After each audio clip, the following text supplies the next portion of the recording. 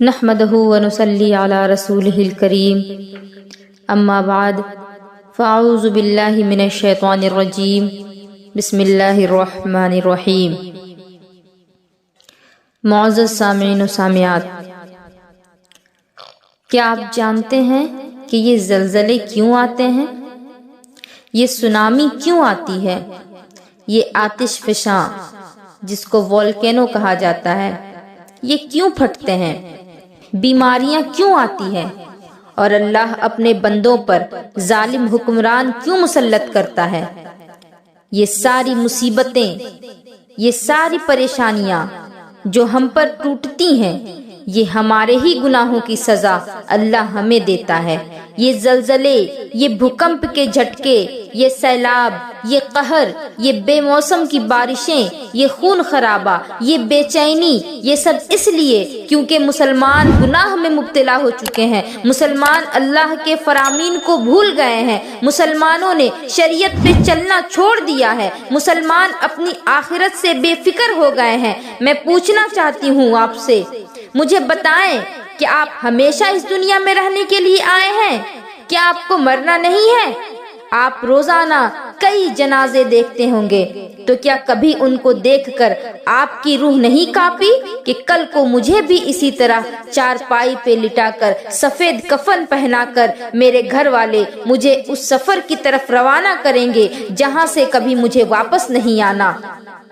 مجھے اپنے ماں باپ، اپنے بیوی بچوں، اپنے بھائی بہن کو چھوڑ کر اکیلے یہ سفر کرنا ہے، اور اللہ اکبر، پھر میرے گھر والے مجھے 1-2 گز کی قبر میں ڈال کر، مجھ پر کئی من مٹی ڈال کر مجھے تنہا چھوڑ جائیں گے، اور پھر میرا امتحان شروع ہو جائے گا۔ کہ آپ کا دل خوف سے نہیں کانپتا کہ اندھیری قبر میں جہاں کروٹ لینے کی بھی جگہ نہیں ہوگی، اس قبر کے اندر سے جب منکر نکیر زمین کو اپنے دانتوں سے چیرتے ہوئے آئیں گے، ان کی آنکھوں سے آگ کی لپٹیں نکلتی ہوں گی، وہ اپنی گرجدار آواز میں ہمیں پکاریں گے اور ہمیں اٹھا کر بٹھائیں گے، اور پھر ہم سے سوال کریں گے، تو کیا ہم جواب دے پائیں گے؟ آپ نے دیکھا ہوگا کہ آپ اگر بچے کو کوئی لیسن، کوئی سبق یاد کرنے کو کہتے ہیں، اور اگر وہ بچہ یاد نہیں کر پاتا تو پھر وہ سزا کے ڈر سے چھپتا پھرتا ہے۔ اس قبر میں تو آپ کو کہیں چھپنے کی بھی جگہ نہیں ملے گی، اور اگر بچے نے سبق یاد کیا ہوتا ہے لیکن اگر اس کا ٹیچر، اس کا استاد اس سے سخت لہجے میں سوال کرتا ہے تو وہ بیچارہ بچہ جواب جانتے ہوئے بھی جواب دے نہیں پاتا۔ اس کی وجہ کیا ہے؟ وجہ یہ ہے کہ اس ٹیچر کی وحشت بچے پر غالب آ جاتی ہے، بچہ خوف کی وجہ سے اسے جواب نہیں دے پاتا۔ تو مجھے بتائیں، کیا اس ٹیچر کے سینگ نکل آئے تھے جو بچہ اس سے ڈرتا ہے؟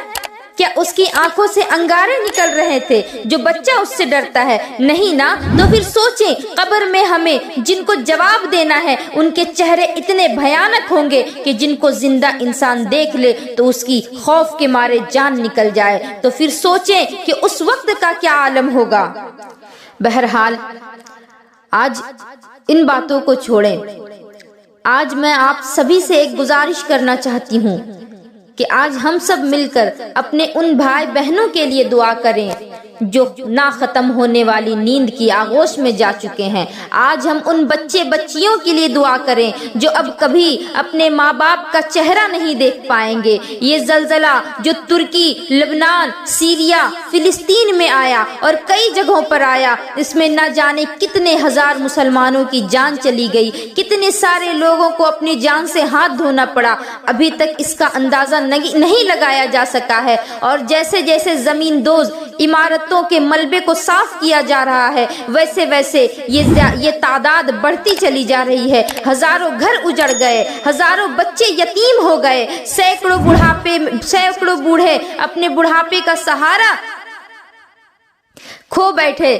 لوگوں کے خون اور پسینے کی کمائی چند سیکنڈ میں مٹی میں مل گئی۔ برسوں کی محنت صرف کر کے لوگوں نے جو عمارتیں بنائی وہ چند لمحات میں زمین دوز ہو گئی۔ مجھے بتائیں، آپ کو اس حادثے سے کیا عبرت ملی؟ کیا آپ کو یہ یقین نہیں ہوا کہ اس دنیا کی حقیقت کچھ بھی نہیں؟ میرے رب نے کن کہہ کر اس دنیا کو بنا دیا اور وہ چاہے تو لفظ کن ہی کہہ کر اس پوری کائنات کو ختم کر دے، اس کے لیے کوئی بڑی بات نہیں۔ کیا آپ اب بھی لاپرواہی دکھائیں گے؟ کیا آپ اب بھی اس رب کی پکار پر لبیک نہیں کہیں گے؟ یہ زلزلہ طلوع آفتاب سے پہلے واقع ہوا، غالباً فجر کی نماز کے وقت۔ فجر کی نماز دنیا والوں کا تو کہنا ہے کہ اس وقت لوگ سوئے ہوئے ہوتے ہیں، گھروں میں ہوتے ہیں، یہی وجہ ہے کہ کافی زیادہ جانوں کا نقصان ہوا۔ لیکن میرے دل سے یہ آواز آتی ہے کہ اگرچہ یہ زلزلہ فجر کے وقت آیا اور جتنے لوگوں کی جان گئی یہ تعداد کافی حد تک کم ہو سکتی تھی۔ کیونکہ فجر کا وقت تھا۔ اگر مسلمان بیدار ہو کر اپنے بستروں کو چھوڑ کر رب کے بلاوے کی طرف نکلتے تو کافی جانیں بچ سکتی تھی۔ اگر نماز کی عادت ہوتی مسلمانوں کو تو آج وہ عمارتوں کے ڈھیر میں نہ دبے ہوتے، بلکہ وہ آج بھی زندہ اور سلامت ہوتے، کیونکہ اگر مرد نماز پڑھتے تو ان کی عورتیں بھی نماز پڑھتی، اور اگر ماں باپ نمازی ہوتے تو ان کے بچے بھی بلا شک و شبہ نمازی ہوتے، اور اگر انہیں نمازوں کی عادت ہوتی تو جب یہ زلزلہ آیا اس سے پہلے ہی محسوس کیا جاتا ہے، زمین پر حرکت محسوس کی جاتی ہے، وہ لوگ اس بات کو سمجھ جاتے اور اپنے اپنے گھروں سے نکل پاتے۔ لیکن لوگوں نے اسلام کے دامن کو چھوڑ دیا، وہ غفلت کی نیند میں پڑے رہے۔ یہی وجہ تھی کہ آج جتنی جانوں کا نقصان اٹھانا پڑا ہے اس کا کوئی اندازہ نہیں لگایا جا سکتا۔ آج کے مسلمانوں کو ان سب چیزوں سے مطلب ہی نہیں، بس دنیا کے پیچھے بھاگنا ہے۔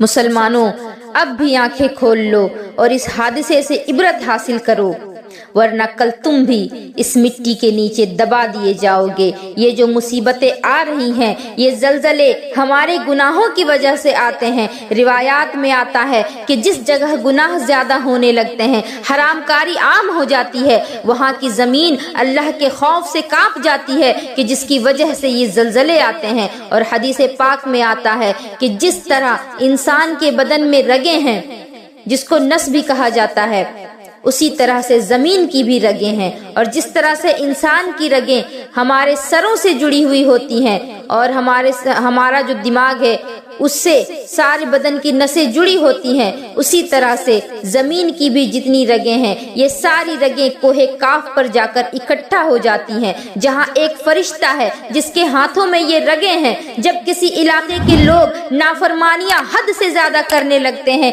گناہوں کے عادی ہو جاتے ہیں، تو پھر اللہ تبارک و تعالی اس فرشتے کو حکم دیتا ہے کہ اس علاقے کو تباہ کر دو۔ تب وہ فرشتہ اللہ تبارک و تعالیٰ کے حکم سے اس علاقے کی رگ کو پکڑ کر کے جھٹکا دیتا ہے، جس کے نتیجے میں یہ زلزلے ہوتے ہیں۔ خدا کے واسطے مسلمانوں اپنی آنکھیں کھولو اور اللہ کے فرامین کے تابع دار بن جاؤ، گناہوں سے تعلق ختم کر لو، برائیاں چھوڑ دو، اللہ کے نیک بندے بن جاؤ، کیونکہ یہ دنیا ہمیشہ رہنے والی نہیں اور نہ ہی تم اس دنیا میں ہمیشہ رہو گے۔ ایک دن موت یقینی ہے، کیا منہ دکھاؤ گے اپنے رب کو؟ آئیں ہم سب مل کر کے دعا کریں ان لوگوں کے لیے جو آج بے گھر ہو گئے ہیں، ان یتیم بچوں کے لیے جن کے سروں سے ماں باپ کا سایہ چھن چکا ہے، ان بے سہارا لوگوں کے لیے جن کے بڑھاپے کا سہارا چھن چکا، کہ یا اللہ یا رحمان و رحیم، اے پروردگار عالم، ہم گنہگار ہیں، خطا کار ہیں، ہم بدکار ہیں، لیکن تیری رحمت کے طلبگار ہیں، ہم تیرے محبوب کے امت ہیں مولا، ہم اپنے گناہوں سے توبہ کرتے ہیں، ہماری توبہ قبول فرما۔ اے اللہ، اے زمین و آسمان کے مالک، ہم پر رحم فرما۔ اے اللہ، ہم تیری آزمائشوں کے لائق نہیں مولا، ہم سے یہ آزمائشیں ختم کر دے، اور اگر تجھے ہماری آزمائش کرنی ہی ہے مولا تو ہمیں تو ثابت قدمی عطا فرما۔ مولا، ترکی، فلسطین، لبنان، سیریا اور کئی ممالک میں جہاں بھی یہ زلزلہ آیا، اور کچھ عرصہ پہلے نیپال میں جو زلزلہ آیا، مولا اس طرح کے جتنے بھی ارضی اور سمائی آزمائشیں ہیں جو تیرے بندوں پر تیری طرف سے آتے ہیں مولا، اس میں جتنے بھی مسلمان شہید ہوئے مولا ہم تجھ سے ان سب کی مغفرت کا سوال کرتے ہیں، مولا انہیں بخش دے، انہیں جنت الفردوس میں اعلیٰ سے اعلیٰ مقام عطا فرما۔ اور اے میرے مولا اس زلزلے کی وجہ سے جتنے بچے یتیم ہو گئے، جن کے سروں سے ماں باپ کا سایہ اٹھ گیا، جن کے سروں پہ کوئی ہاتھ رکھنے والا موجود نہیں، تو ان سب کا سہارا بن جا، ان کی مدد فرما، ان سب کو صبر عطا فرما، اور اس مصیبت کی گھڑی میں مسلمانوں کو ہمت دے کہ وہ اپنے مجبور اور بے سہارا بھائی بہنوں کی مدد کریں، ان کا سہارا بنے، مسلمانوں کے اندر جذبہ پیدا کر دے کہ وہ مصیبت زدہ لوگوں کی مدد کو